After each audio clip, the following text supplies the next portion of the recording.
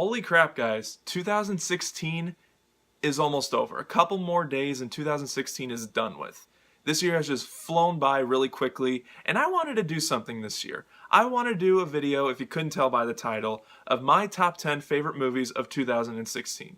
First of all, a couple disclaimers before I start this list. This is my personal list. These are the movies that I enjoyed, that I had the most fun with.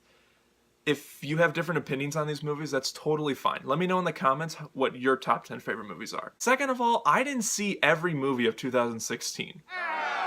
I know, right? Jeez. So there's going to be a lot of movies that were really good movies that I didn't get a chance to see. They're not going to be on this list.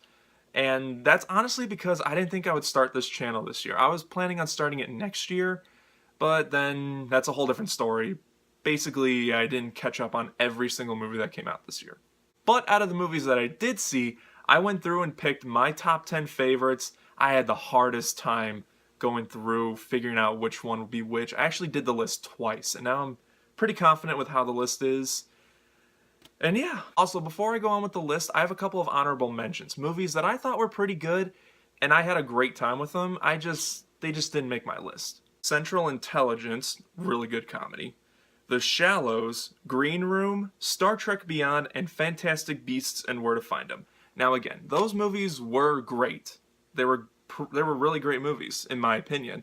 They just didn't make my list because I have 10 more that I enjoyed more. So without further ado, let's get started with number 10. Number 10, The Magnificent Seven. The Magnificent Seven for me is not only one of the better remakes we've gotten in recent years, also one of the better westerns we've gotten in recent years. Now this movie has got some pretty mixed reactions. Some people like it, some people hate it, some people are in the middle, it's alright. I had a great time with this movie, and it was my first movie review, so it's gotta make the list. Number 9, Bloodfather. Bloodfather really surprised me. I am a big fan of Mel Gibson, and when I heard he was in the movie, I was excited to see it.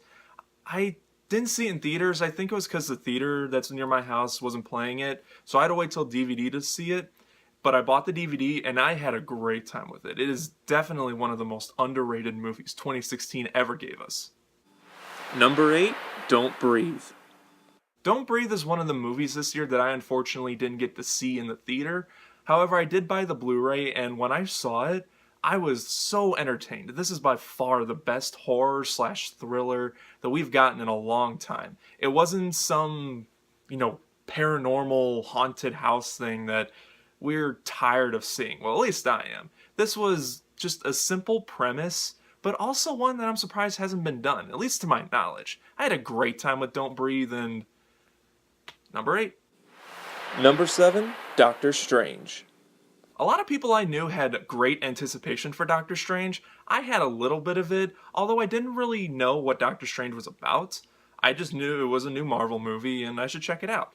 And my gosh, the 3D, I will stand by, the 3D is the most perfect a 3D can get. I had no issues with the 3D. The movie itself has a couple issues, but didn't take me out of the movie. I had a great time with Doctor Strange, and I can't wait for the Blu-ray to come out. Number 6, Finding Dory. When a movie takes this long to get a sequel, you're kind of skeptical about it, and I was with Finding Dory, but they pulled it off. I was surprised with Finding Dory. I went to the theater thinking, okay, whatever happens, happens, and I left severely entertained. I think it's actually a little funnier than the first one, but that's just my opinion. Finding Dory is one of the best animation movies I've seen in a while. Number 5, Deepwater Horizon. Deepwater Horizon is one of those movie experiences that I'll never forget. I saw this movie in an almost empty theater. There were a couple other people there, but it was so emotional. I didn't know what was going to happen with the movie. Like I said in my review, I remember the disaster, but I just don't remember the main parts of what happened. So when I saw this movie, when I walked out, I didn't even say a word to anyone. That's how emotional it was. And it was so good. And another movie I can't wait to get the Blu-ray on. Number 4, Deadpool. It's pretty much safe to say that Deadpool surprised everyone this year. I didn't know much about Deadpool, so when I saw the trailer, I was like, this is weird. And then I saw the movie, and I'm like, my God, this is so funny. Like, I was surprised with how funny it was. And I think in recent years, this is the most accurate comic book character we've gotten in a big screen movie. Because the last time Ryan Reynolds betrayed Deadpool, yeah, it was... But at least we got this movie now, and it was great. I can't wait to see the sequel. I really hope the sequel's good. Number 3, Rogue One, A Star Wars Story. I'm a big Star Wars fan. If you know me, you know that. I have Star Wars stuff in the background. I'm actually wearing my Star Wars shirt I got for Christmas. Come on, you can't hate on that. But for some reason, I wasn't really that excited for Rogue One. Like I said in my review, a lot of people would have just preferred Episode 8. But when I walked out of the theater, I was so surprised with Rogue One. I had a great time with it. Couple issues, yeah. And and a lot of people are saying they think it's better than Force Awakens. My opinion, I think Force Awakens is just a little better. But but you know, what can you do? Disney is doing a great job with Star Wars, and I can't wait to see what the next movie's going to be like. Number 2, Captain America Civil War. Oh my gosh, no movie this year was so entertaining in the theater for me than Captain America Civil War. I had to catch up on the Marvel movies before I saw this because I wasn't really caught up on it. But when I saw Civil War, I was just entertained from beginning to end. I have no issues with Civil War. It was so entertaining. It was funny. Everything was great about the movie. And it's one of the best comic book movies, in my opinion. And also, in my opinion, I think it's the best Avengers movie we've gotten. Now, some people may be like, oh, but what about this movie?